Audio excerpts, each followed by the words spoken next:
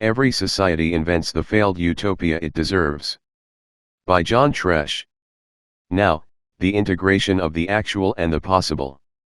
So speaks the radiant Marie-Violet Tranchot, aka Octave Obdurant, at a crucial moment in the piece that follows. Where are we? Well, we are ensconced with a cross-dressing cosmologist of all possible worlds, a scarred veteran of the age of revolution, as he bends, wild-haired, in unhinged service to a socio-political astrolabe of her own confection. Call it a utopian calculator of every utopia, a clockwork orrery modeling nothing less than transcendence. John Tresch is a historian who combines tremendous learning with a luminous imagination, and he here graces us with a gift in both keys. Yes, he tips open the visionary, mechanomorphic romanticism of the mid-19th century radicals of Paris, and does so using an archival pry bar of real precision. But at the same time, he manages to vignette our vista by means of a tale so lurid and glimmering one can readily imagine it accidentally anthologized in a volume of Edgar Allan Poe. What kind of history is this? Historical fiction? Not really. Fictionalized history? That won't do either. One is tempted to say that Tresch has here given us history as the integration of the actual and the possible. History contaminated by its subject? Yes. And to quote Violet/Octave once again, it shows how far dreams may reach. D. Graham Burnett, Series Editor. Published. October 19, 2016. Detail from Low Mode, an illustration from J. Grandville's Un Autre Monde, 1844, source. Let me offer a few words to introduce this translation. I stumbled upon the original, a forgotten memoir by a now legendary author, in a bound, yellowed volume of radical newspapers in Paris Bibliothèque Nationale. It dates from 1895, when both the past and future of the workers' movement were rethought under the force of unrest and uncertainty. I was researching Elie Reclus, the French anarchist geographer. Man is nature taking consciousness of itself, Reclus believed. The liberation of humanity and the earth went hand in hand. What Lenin called imperialism, the highest stage of capitalism, was at that time being consolidated on a global scale. Yet many fought it with new forms of thought and action.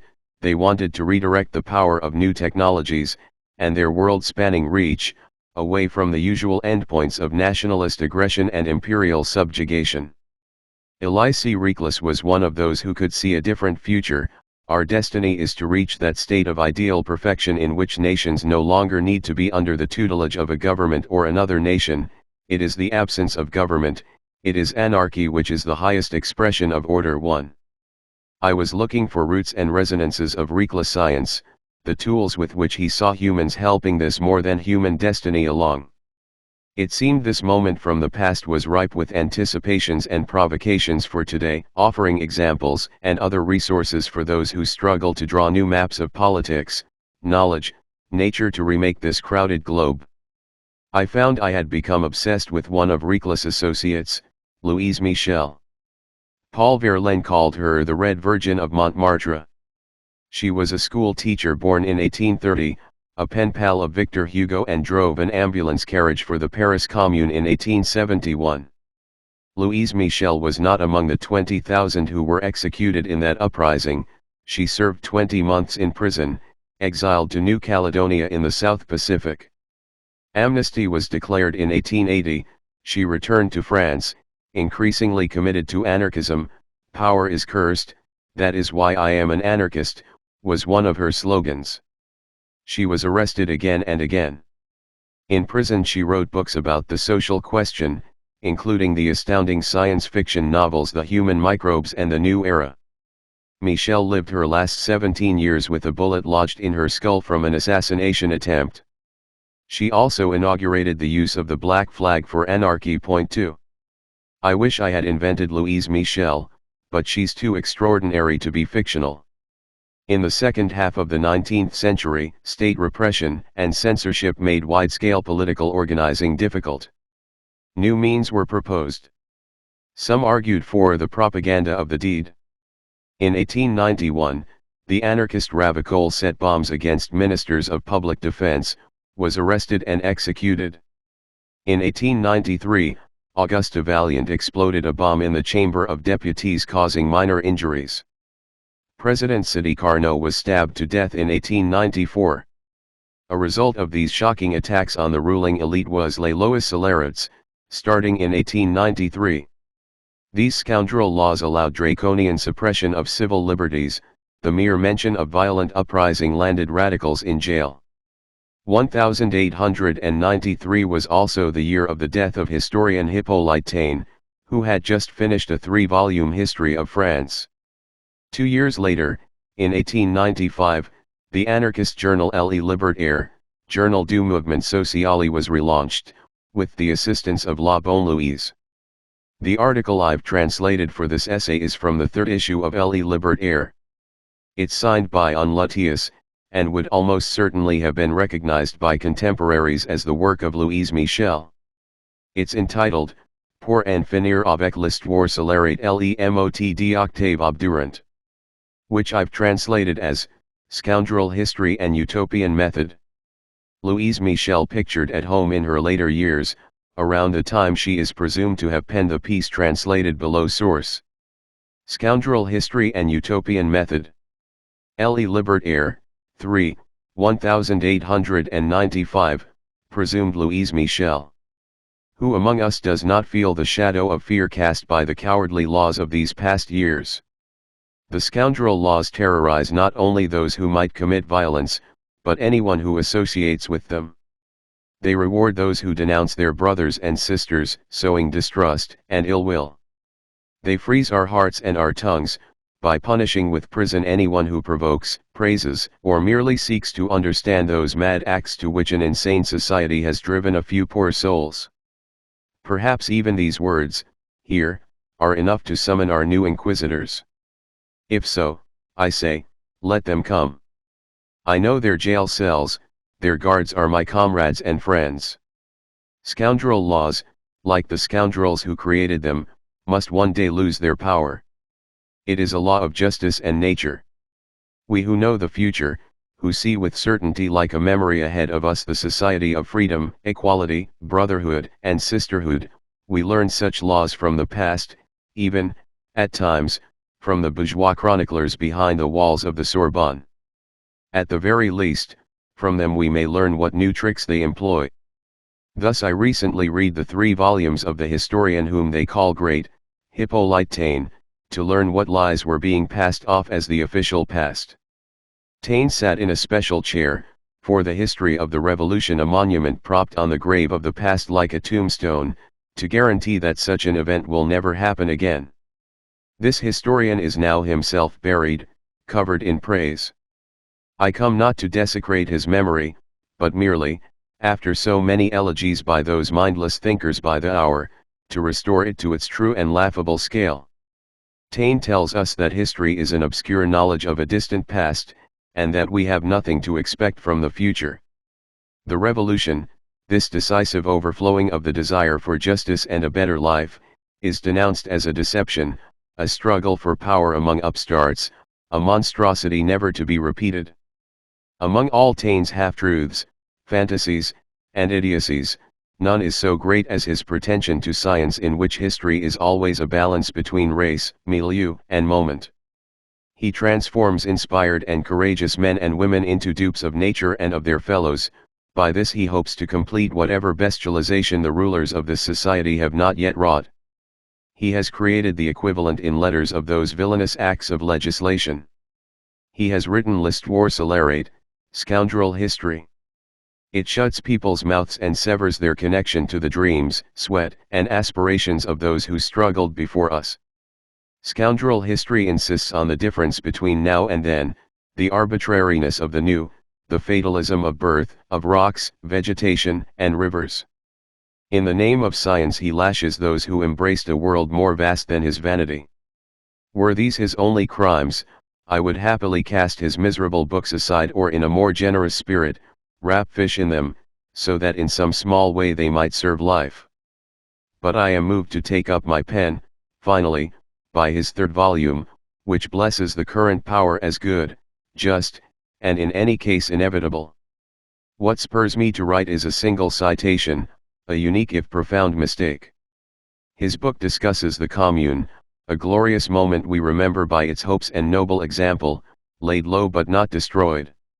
In one brief passage, Taine betrays all his worship of the predictable and his denial of the unforeseen. Here we see scoundrelism elevated to a theory. After describing the aftermath of the Commune, the butchery of the state against the living proof that a truly egalitarian and democratic society functions well, joyously, when left to itself, he writes. A few years later, most of this rabble had lost whatever convictions drove their violence. Even deluded demagogues renounced their youthful dreams. We need no further evidence than a pamphlet from the printing offices of confusion. Every society invents the failed utopia it deserves, the work of a certain Octave Obdurant, a survivor of 1848, second-rate engineer and first-rate rabble-rouser. This is not a wise, but a chastened work, the lament of a man awakened to the bitter truth, that only compromise and concession allow one to live with a semblance of repose. In this pamphlet, we see the renunciation of a whole generation, the inevitable calming of a degenerate revolutionary impulse. Obdurant, hard-headed though he was, at last yielded to reality. His fellow travelers must soon enough do the same. Histoire de la France, Vol. 4, Le Régime Contemporain, p. 221. Our historian has not only misread the pamphlet he cites, Every Society Creates the Failed Utopia It Deserves, by Octave Obdurant. I believe he has not even opened it. For you see, I knew Octave Obdurant. Once, we met. I sought the author out, in those dark years when it seemed the flame of liberty might be extinguished forever. I was moved by the memory of another pamphlet I had read in the spring of 1848. Meeting me in my youthful optimism and driving it to higher, dizzying heights, was the essay, Organize Labor, Free the Earth, signed Octave Obdurant. Left, Louise Michel in 1871, when she became an ambulance nurse and soldier for the Paris Commune, part of the Montmartre 61st Battalion Source. Right, undated pamphlet announcing a meeting with Louise Michel Source. It was one of the many utopias springing up like mushrooms in those days. I was under the sway of Blanqui, captivated by the burning purity of his rage. But in Obdurant there was a different persuasion, the passion of poetry, the serenity of mathematics, the earth's conception from the first divine breath, its long slumber in chaos until at last the sons of Noah raised their heads, took up the tools of industry, and demanded a just apportionment of labor and its fruits. I was moved that Obdurant spoke also of Noah's daughters and their high position in the earthly paradise. This vision resembled the fantastic plenum of the Fourierists, the religious cry of the Saint-Simonians, the frenzy for order of Cabet-Zacarians. Yet in Obdurant's words one sensed at once eagerness and reserve, a mind which had surveyed a vast territory with all the rigor of science, yet now allowed the quiet light of truth, arriving as if from the origin of time, to illuminate a holy marriage of earth and humanity, thought and deed. There was madness to it, yes, a madness which spoke to my own.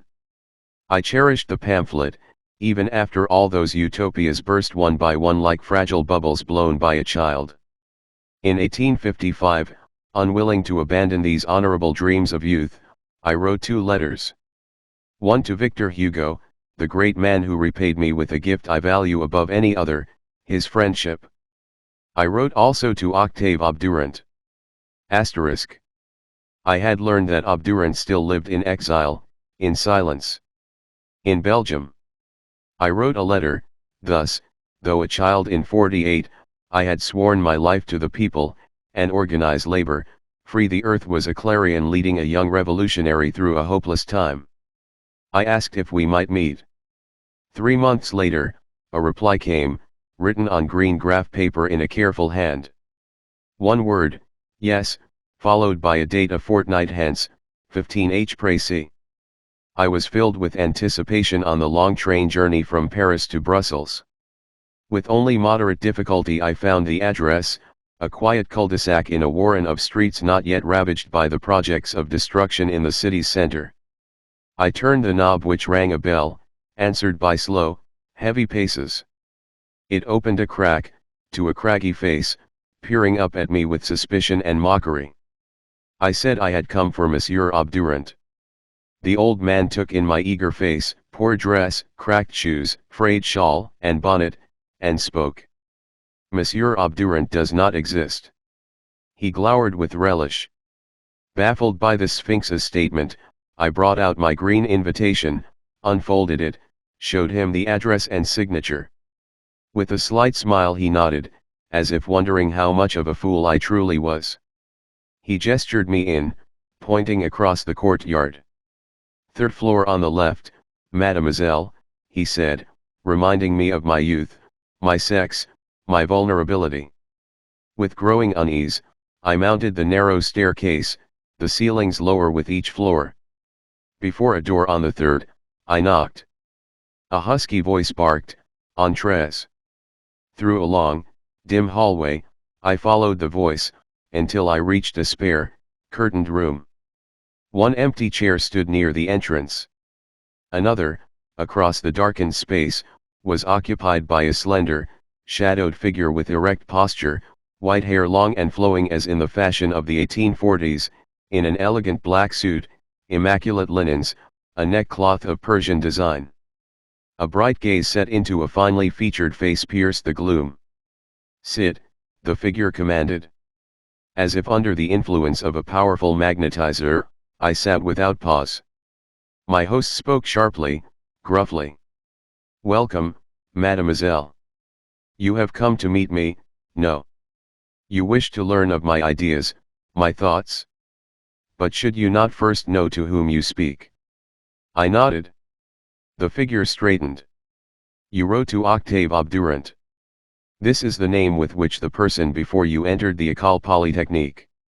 It is the name on my entrance papers to the École de Ponts et Chaussées. It is the name with which I signed my first articles in geometry, my first statistical tables, as well as Free the Earth, which you were kind enough to notice." The voice was clear and occasionally guttural, there was a warmth beneath its unyielding syllables. "But as you have certainly realized, this is not my true name." I felt my mind begin to spin.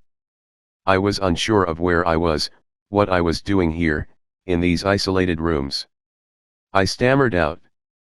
"Excuse me, monsieur. What, then, is your name?" "I was baptized Tranchot."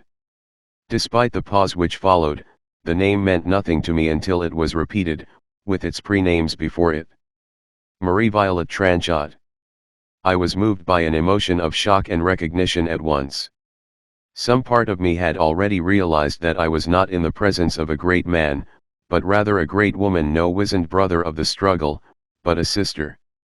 Instantly, I felt myself uncannily at home, safe at last in a place I'd never been truly at home, perhaps, for the first time in my life. This hero, epitome of the courage and intelligence the world saw as masculine, was a woman like myself. She must have guessed the sensation her revelation would cause. I sat in silence, collecting my thoughts, calming myself. At last I spoke. I asked to know her life and history. In an arch and formal manner, not without humor and charm, she told me her tale. Asterisk. She was a child of the century, born in 1807 near Reims, illegitimate and unrecognized, her father a minor noble and Orleanist, a free-thinker and a field marshal in the Revolutionary Army. He had limped home from Austerlitz, took up in secret with the daughter of a mason of the cathedral. Marie-Violet's father, in secret, took her schooling in charge. She learned the multiplication tables by age 4. She mastered Laplace and Lagrange, Greek and Latin, Descartes, Pascal, the large-hearted Jean-Jacques. When the pupil surpassed the teacher, he found a discreet polytechnician to prepare her for its examinations. The only way forward for her was to pretend to be a boy. Thus Marie-Violet Tranchot gave way to Octave Obdurant. Even her tutor did not realize that the child with cropped hair and unbroken voice, defining quadratic functions, was a girl. At 16, with Poinsot himself administering the examinations, Octave Marie excelled her peers. She entered the Polytechnique in 7th place. She dressed and bathed in secrecy, modeling her gestures on those of older soldiers, training her voice to a manly depth. She was noticed only for the quickness of her mind and memory. At Ponce et Chaussées she became the protégée of the great diagrammer and cartographer, Charles Minard. She was sent on mission from Metz to Lyon and Saint-Germain, designing railroads, perfecting bridges, and new factories. In Paris, through her astronomy tutor Auguste Comte himself, she had become aware of Saint Simon, and with her classmates she attended meetings of the religion they were then pouring forth to remake the world. A great battle was raging in her heart between her regimented life as a soldier savant and her passions as both a woman and a republican. Suzanne Valken and Flora Tristan proclaimed the inseparability of workers' emancipation from that of women. Attending the vaudeville one night she observed George Sand, dressed as a man but hiding none of her femininity. Octave Violet was thrilled by her courage and her words. At last, to Claire Bazard, the Saint Simonian priestess, Octave Violet revealed her torments. Bazard knew and understood all, even the Père Enfantin acknowledged her and praised her sublime versatility, symbol of the androgynous divine. She became one of the sect's most persuasive preachers. She shared their collective house, took on lovers, and terrified her former classmates by appearing alternately as Octave and as Violet. After the Saint Simonians were scattered, the Père and his loyal chevalier imprisoned, it was with a troop of Fourierist colonists that Violet found herself in Algeria in 1836, attempting to set up a phalanstery in the foothills of the Atlas Mountains. Writing as obdurant, she examined and documented the agricultural science of the Berbers. She scoured the Quran, undertook study with the Marabout sheikh. "He sent me dreams," she said sternly. "Maps of paradise."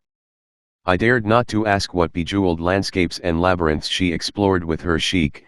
It was evident that this was some holy secret she would either take to the grave, or announce at a moment reckoned by an unknown astronomy, and with it set the world aflame.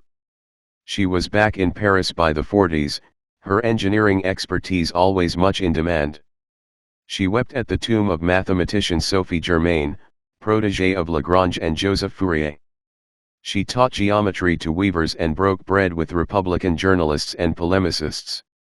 Half a lifetime of secrecy had taught her to keep quiet, but when the hour grew late, she joined their disquisitions and disputations over the form of artificial paradises to come. I ran circles around them, she said, proud and contemptuous. They spun only clouds and moonbeams. Whereas I had learned to dream in stone and steel. During a season she spent in Leroux and Sand's experimental commune, she arrived at the formulas of organized labor, free the earth, which had so stirred my imagination. Though she did not realize it, she was preparing for 1848. When it exploded, she was the first to the barricades. 4 months of intoxication, she described it, followed by a hangover without end. In the June days, she spent weeks in prison. She later signed articles denouncing both the untethered utopianism of her fellows and the opportunism of her enemies. With Bonaparte's coup of 1851 she fled, exhausted by hope. In Brussels she said she had been laboring, 4 years now, on a new project, a return to first principles. Apparently this required utter solitude. I saw nothing in her rooms to indicate any friend, lover, family, or any other visitor but myself. Asterisk. Octave Violet then expounded her philosophy like a canal whose gates were suddenly opened, releasing a cascade driven by impatient gravity. I did not understand all she said, though I later recognized it as the method in her pamphlet on utopias. To understand the future, we study the past, she said. We know the past best by the future it dreams. In long historical investigations she saw wave after wave of starry-eyed youngsters, each of them certain that they at last had found the true solution to the problem of human existence. At first she saw only monotony in these relentlessly repeated and doomed burlesques of abundance or simplicity. She began to wonder about hidden variables, about the law connecting real conditions and the wild scenarios to which they gave birth. She found a guiding thread which became her title: every society invents the failed utopia it deserves. Whether this was a discovery, or an a priori determination, remains to me obscure. Revising Leibniz, she saw an undeniable metaphysical necessity regulating what is, what might be, and the gap between them. She set herself the task of defining and reckoning that gap. The reach of a society's dreams, she said, always exceeds its grasp. The measure of this excess, the degree by which a utopia fails, the area between the curves of reality and aspiration, is a periodic function, a law of history. Once known, this formula is the philosopher's stone of the politician and the revolutionary. To discover it requires us to establish the relationship between what is given, what is dreamed, and what is needed. The given is easily observed. To learn what was dreamed, it suffices to read the forward-looking testaments of speculators. It is the real historical need which is most difficult to ascertain. Our political economists believe the contrary, either that human needs are set and knowable, or that they are endless. Neither is true, she said. Need is a historical variable. It changes as a function of the relationship between the givens of natural and social reality, and available visions of a better world. The method of utopia consists of establishing this relationship, making predictions, and acting upon them. She peered inquisitively into my face. You think I speak in riddles? Frightened, I said nothing. These are no mere words, but the results of a rigorous science, she stated imperiously. I blinked at her, not knowing what she wanted. She sprung up suddenly, with youthful speed. Come, I will show you. She strode past me, her boot heels clicking down the hall. I followed a few cautious paces behind. Before a closed door, she took a key from her trousers and unlocked it, looked back at me, opened the door and walked through. I followed her into a workshop whose floor was covered in scraps of wood and metal. A small furnace stood in the corner, near tongs, hammers, and anvil. Wan rays of late afternoon sunlight streamed through the gap of heavy curtains. One wall was covered in slate, scrawled with a hieroglyphic blizzard of diagrams and numbers. On an overcharged bookshelf I recognized Proudhon, texts in Arabic and Chinese, Schiller's letters, a volume of Dante. In the center was a large round drum, with scraps of cloth, metal, and wood nailed into its sides. Violet Octave leaned over this object like a vintner proud of her harvest, an architect above the blueprint of a new world. Behold! My conductor a comparisons cosmographiques. 3. It was a sublime contraption, a wooden cylinder, over 1 meter across. At its center stood a slim but sturdy pole, in its interior was a smaller ring. Between the two rings was rumpled green velvet, calling to mind a roulette wheel as much as a model solar system. A philosopher lecturing on the orrery by Joseph Wright of Derby, ca 1766 source. The bottom of this well was painted in gold, crossed by elastic ribbons in red, attached to tiny hooks on the inner wooden ring. These divided the space into segments like irregular slices of a tart or the spokes of a warped carriage wheel. The outer circle was covered in brass, hatched out in degrees. At one side a metal arm like a slide rule reached into the center, immediately displaying the radius. On the front was a glass-covered dial whose needle pointed to 2. I had no words. She said, "This is merely a model. But the principle should already be clear." It was not. She began to show and to tell. Turning a crank on the right of the device, the inner ring drew toward the center. The golden disc at the bottom is the germinal base of beatitude. Its size varies with each era. She turned the crank in the opposite direction, and the ring expanded outward, exposing more of the gold, pressing the green velvet together and stretching the red bands. Look closely. These ribbons cut out 9 segments, the nearly perfect number, a square, a triangle of triangles, not yet the stability of 10. These are the 9 springs of our nature. She listed material comfort, equality, justice, desire for command, desire for submission, comfort of stasis, power of flight, butterfly of change, and finally, she raised her eyebrows, beauty. She owed a debt to Fourier's keyboard of the passions, she admitted. Yet rather than human motors, her 9 sections were actual quantities of valued entities, goods in the most general sense. To establish the space of beatitude, is the first, easiest task of the utopian method, she said.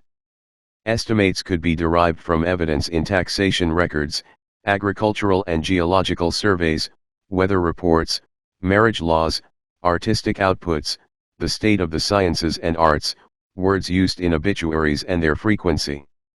She was impatient with this inventory, as though one might become embroiled in its imperfections, rather than grasp what she called the parallax between the pardonable generalization and the exceptional particular which yields the conditions of existence. It was a simple matter of applying the principles of descriptive geometry and natural history to the human species. All this detritus of the past collected, count it, then move on. Our modern political economy is concerned almost exclusively with whether the base of beatitude is increasing, declining, or simply waxing and waning according to a cycle as regular as that of our moon. Of course, applying the cosmographic comparator to the successive eras of humanity would provide an indisputable answer to this question. Yet this is laughably small fruit in light of the device's true potential. She pointed to the red elastic bands across the center. Here we see traced the distribution of the given. The proportions and relations claimed by each of the goods shifts with each era. Regard S. She unhooked the bands around the ring, stretching and bending them, rehooking them to divide the tart into different shapes. The comfort of stability gives way to a rising love of flight. Once bread and shelter attain a certain dimension, the share of beauty, by a natural compensation, immediately begins to grow.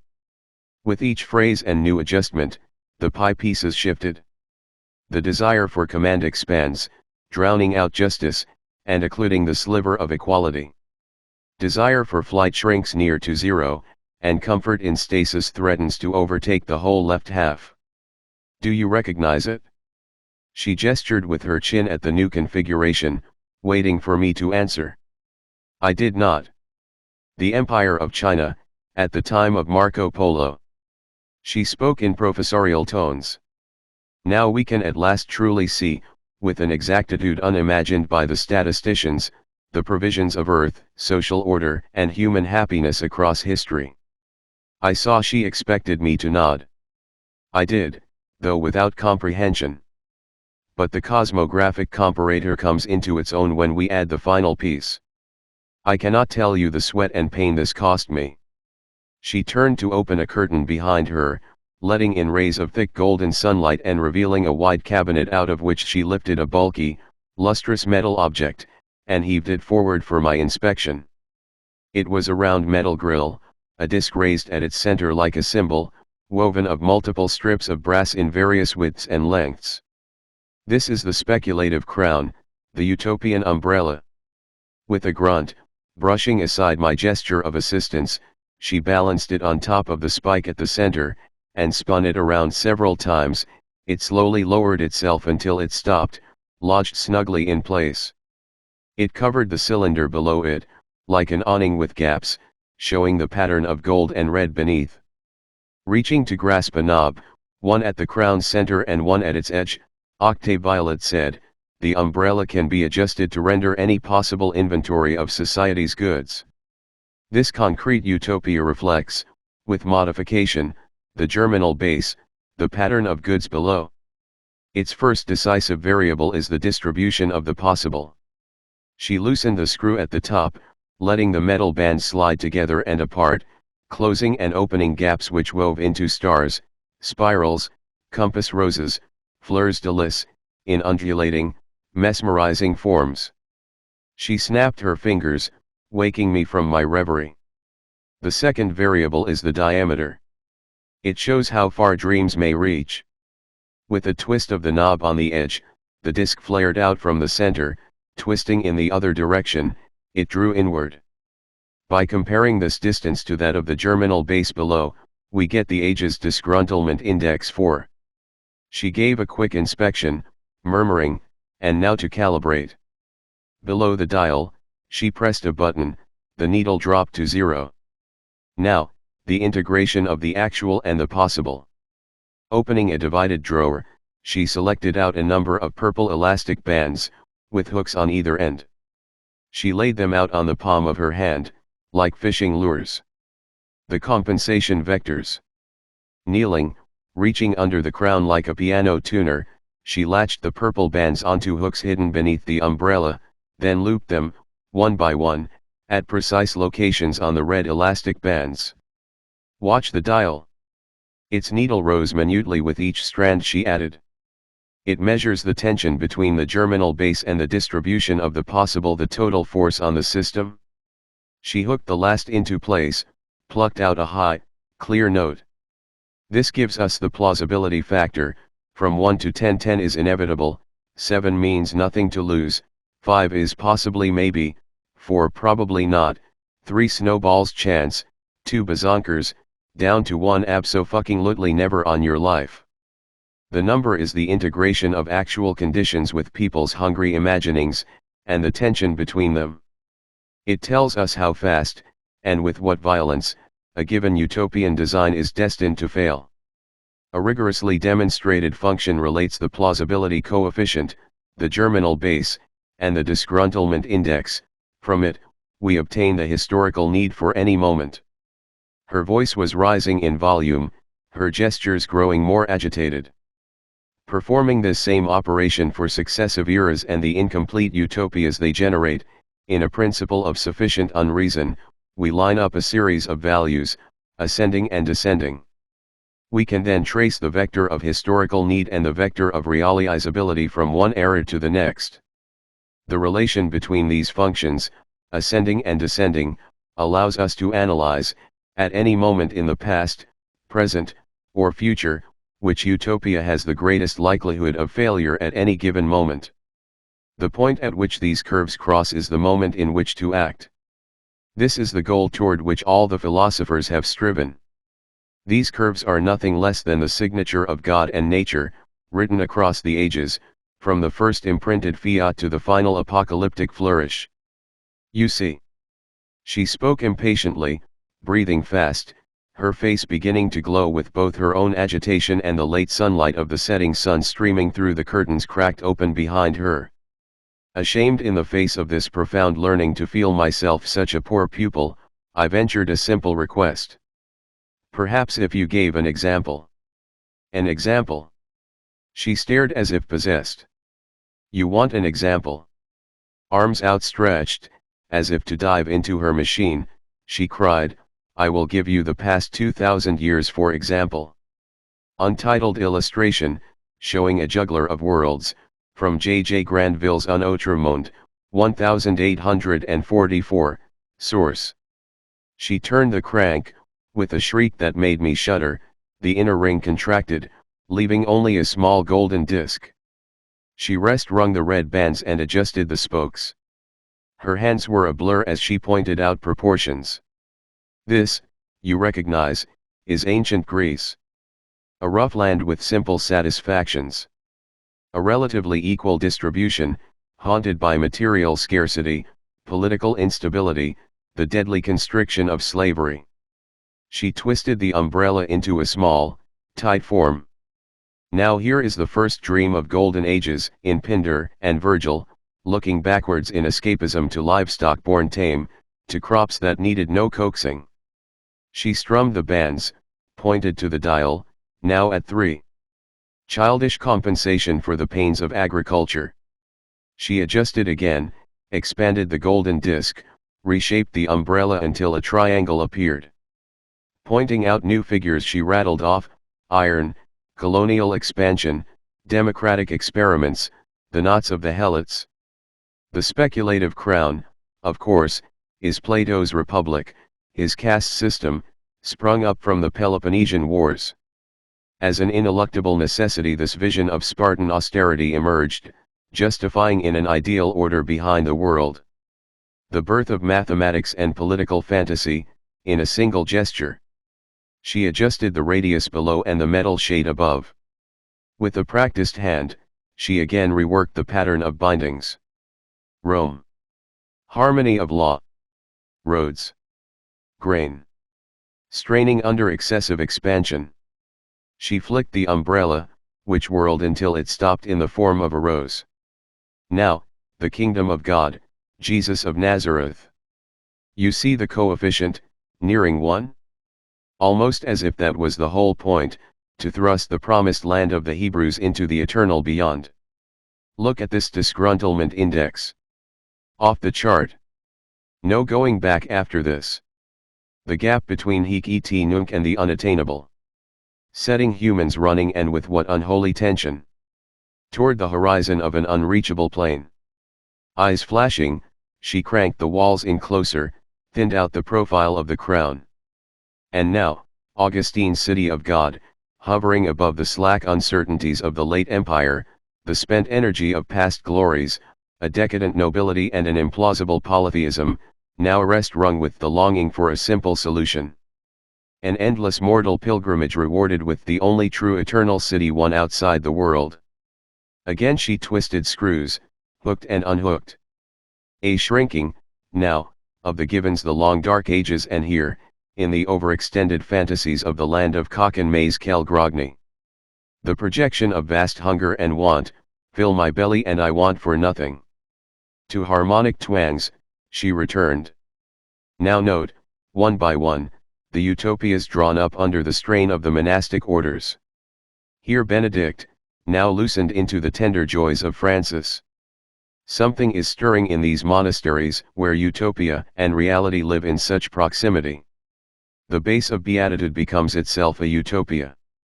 The plausibility coefficient runs high here, nearly 8, indeed, even in their obvious imperfections, the orders lasted centuries.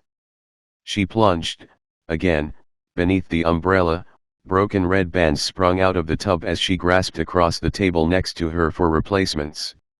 Her voice was muffled but relentless. Vatican opulence blocks the higher view. Regal powers of Europe inflate in petulance. She appeared again, pointing at the dial. Watch the plausibility. The needle, drifting back to 3, jumped to 7. The continents of the New World appear in the spyglass. The science of cosmographic comparison enters its adolescence. The umbrella assumed a beautiful form, an iris blooming against a chaos of red below. Surely you recognize this? The land of Utopia, properly named by Thomas More. In its frank earthly paradise, the template for all future dreams. See how closely the diameters align. Little would be needed to bring it about materially, yet see how violent its strain here, what enormous intellectual, spiritual, political upheaval it would require. Note also the similarity, here, and here, with the diagram of Benedict, More, aligned with Luther and Calvin, lets the monastery loose upon the world. Indeed, this next crown, from the Dominican Campanella with his city of the sun, the umbrella took the form of 7 concentric circles. The world itself becomes a well-furnished monastery. Readjust slightly, remove the wallpaper, and strengthen the part of equality here, its Winstanley and the levelers. An elegant pattern, no. But I get ahead of myself. As for Lord Bacon, crouching energetically, she knotted and reknotted strands of red and violet. Here I add the will to technological power, here, the love of royal pomp, and there a maritime fantasy of becoming beefsteak conquistadors, and voila! New Atlantis in the age of Elizabeth. The Don Quixote of imperial ambition, agricultural improvement, and small machines. She took a breath, her white hair wildly uncoiffed, her neckerchief hanging loosely. I could spend hours with you here on the upside-down worlds of the 17th century and those of the 18th, Mercier and Condorcet, the great Babeuf. She gestured around the machine. Here is where the encyclopedia would stretch the restless share of learning, here the philosophes deny the heart, the Jacobins lay down a formal but not yet a felt equality. Yet even so, the way is being prepared, for our noisy, Staggering age. She crouched again, gave the crank a mighty twist. Like a steam train approaching from the distance, a high-pitched metal whine began from within the machine. She gasped with exertion as she wrung the vertical strings. They pulled the umbrella downward. See here the panorama, the growth of productive powers, the economic and martial entwinement of the world into a single system, the conscious rise of labor and the workers, both below and above. Look, here, one republic of workers across the globe. And here, an end to tyranny. There, perfected agriculture. The realization of universal association. A great groan arose from the wooden walls of the cylinder. She looked at me, eyes lit with frenzy. How far we have traveled, no. One more push and we stretch the crown to where its edge at last matches that of the germinal base, a dissatisfaction index of 0. And here she twisted, then pointed to the dial, trembling just above 9. We would at last reach 10. Perfect plausibility here, at last, action will be the sister of the dream.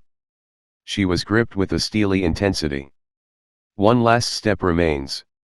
Now, we must read the instrument backward. We decode, from this perfected configuration, the precise utopian utterance and image which is required, to bring its own world into existence. In the setting sun the machine's tangle of spikes and strings cast otherworldly shadows across the room.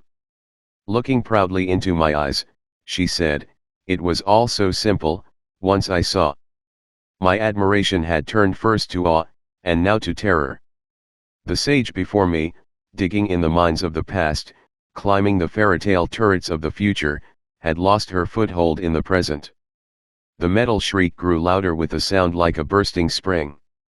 I muttered a hasty excuse, backing toward the door, the machine's ominous patterns spinning around the room in dizzying reflections. Octave Violet, lost 1,000 years ahead and behind the moment we shared, started at me with a ragged, eternal desperation. With a growl like a pained animal, reaching a long thin hand toward me, she cried, "My dear, you've seen nothing yet. You must stay here, return to Paris tomorrow." Part of me longed to take her hand, to allow myself to be consumed right along with her in the fire of her obsession. But some other impulse made me shake my head, backing out of the workshop, away from the grip of her eyes, the now piercing shriek, the creaks and knocks of wood and metal the machine was letting out. As I hastened down the hallway, she called out, "Remember, child. Everything dies, that is a fact. But all that dies one day comes back." 5.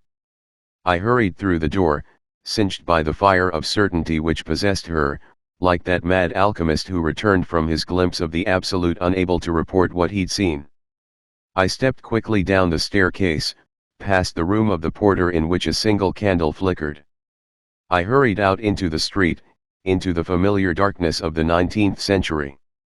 Pulling on my bonnet, drawing the shawl around my shoulders, I swiftly retraced my steps back to the railroad station, without a glance behind. Asterisk. To tell the truth, I still cannot say if there was more of genius or lunacy to the being I came to think of as the Violet Sister. I later heard rumors about the androgynous geometer. From Belgium she went to London and Manchester, giving lectures before setting sail to America. She visited Oneida, New Harmony, fixed barrels at the ruins of Brook Farm, sailed to Nouvelle Orleans where, in the western valley of the Mississippi, she disembarked for several years at a former plantation run by former slaves on principles laid down by Fourier, Cabot, and Mohammed. From there, the record grows sparse. She was spotted in Nicaragua, organizing the Mayan opposition to the Yankee, Walker. Later it appears she took up residence in Panama, with a plan she described as snipping the umbilical of the globe. In 1871, still on that fateful isthmus, she received news of the Commune. I can only assume her calculations had convinced her that the hour had arrived. She was on a ship to France within days. Was it foolish for a woman nearing 70, halfway across the world, to do anything but wait patiently to hear how things turned out? But Violet measured wisdom and foolishness by a different compass than others. Yet she made it only as far as the Spanish border. She was stopped at Pau, her papers questioned, told she would have to wait a week. Anxious to witness the new society being born in Paris, she sought some other route. She died in the hands of the border police. These last rumors were told to me by a wild-eyed poet and drinker of absinthe who claimed to be her abandoned son, whom I met a few years ago at a cafe in Menilmontant. Believing that she was carrying his inheritance, as well as plans for the perfected cosmographic comparator, he said he had retraced her steps from Pau to Bogota and back. He found nothing concrete. Now he himself has disappeared, leaving only a poem, Barjot de Belleville, in a nihilist journal, Le Point Final. Octave's second pamphlet appeared in the 1860s. I stumbled upon a copy in a reading room not long after it was published, on a block now razed to the ground to make way for one of Haussmann's boulevards. I read it in one sitting with equal parts fascination and confusion. I was pleased to recognize and remember expressions she had used in our one meeting, and felt both admiration and sadness for the author, who had lived such disappointment and denial her whole life, upright in the truth she believed she had found, yet whose hopes for a future society had closed her off from the world. I returned to Taine, that scoundrel of historical studies, recently buried, who so abused the testament of the Violet Sister, trying to make it one more coffin plank for the eternal revolution. Whatever this document was, every society invents the failed utopia it deserves. It was not a cry of despair. Or not only a cry of despair. It was charged with hope and learning. And while Marx, Engels, and their followers expelled Bakunin and denied their own ingenious precursors, by opposing their supposed scientific socialism to a utopian one, Octave Violet knew the two were inseparable, that a history without utopia is dead in spirit and fact, but that the future cannot live on dreams alone, that any science worthy of the name has no other purpose than the visionary improvement of life on earth. Even in her greatest obscurity, the Violet Sister drew toward revelations which cannot be separated from lucid exactitude. Her essay ended thus. When the vectors balance in stasis, when the distances cancel out, when the needle returns to the originary perfection of zero, then, with recollection and anticipation yielding to what surrounds us, we will have found a center of our universe at last beyond compare. The unveiling of heaven while in hell. The dream inseparable from the suffering which gave it life. Know this once, and there is nothing left to know. I do not claim to understand all that the Violet Sister wrote, all the prophecies she declaimed. I seek only to redeem her memory from the backward-looking certainty of scoundrels.